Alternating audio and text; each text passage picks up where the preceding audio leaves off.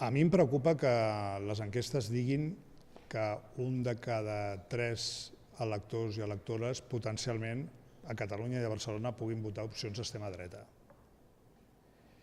I ens sobta que les forces democràtiques i progressistes no actuïn a vegades en coherència amb això. Perquè crec que el repte democràtic que tindrem l'any 27, bàsicament en termes polítics, és aquest. És com esclafem a l'extrema dreta a la ciutat de Barcelona i com li veurem els peus.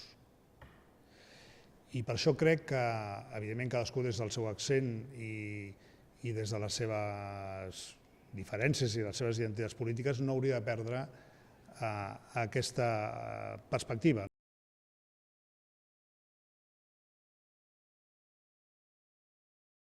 I, per tant, el que hem d'intentar, i jo he intentat i crec que he aconseguit bastant durant aquest mandat, és sobretot articular majories i diàleg entre les forces progressistes i democràtiques. I a la ciutat de Barcelona hem tingut acords molt importants, pressupostaris, de planejament urbà, d'ordenances com la del civisme, que s'han fet a majories àmplies. I jo, com a mínim, sempre he tingut present que aquesta ha de ser una tònica que, independentment de quin sigui el resultat del 27 i de l'aritmètica que es pugui fer el 27, s'ha de mantenir, especialment entre les forces progressistes i democràtiques.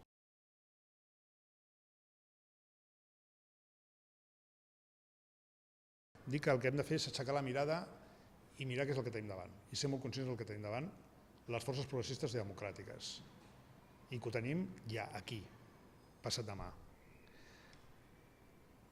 I que, insisteixo, cadascú des de la seva idiosincràsia, singularitat, propostes pròpies i personalitat pròpia, no hauríem de perdre de vista aquesta perspectiva perquè ja està en risc Espanya, claríssimament, i d'una forma imminent.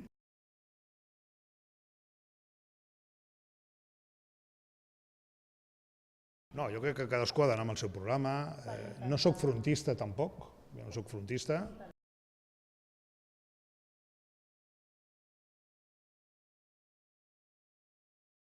No, jo el que sí que faig és una crida a la reflexió, no? I no només per un grup concret, jo crec que en general, de prendre consciència del moment històric en el que estem i de la necessitat de mirar endavant i no mirar-se tant al melic.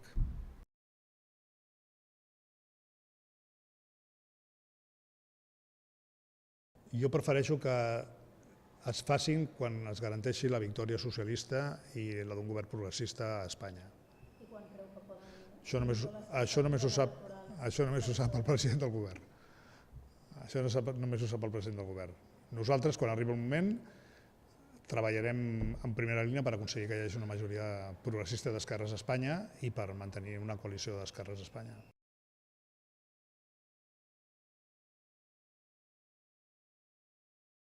No, jo crec que la gent discerneix els escenaris perfectament i, afortunadament, diguem-ne que en aquest cas Catalunya sempre ha tingut un comportament electoral molt progressista i molt del suport d'aquestes esquerres en aquestes conjuntures, no?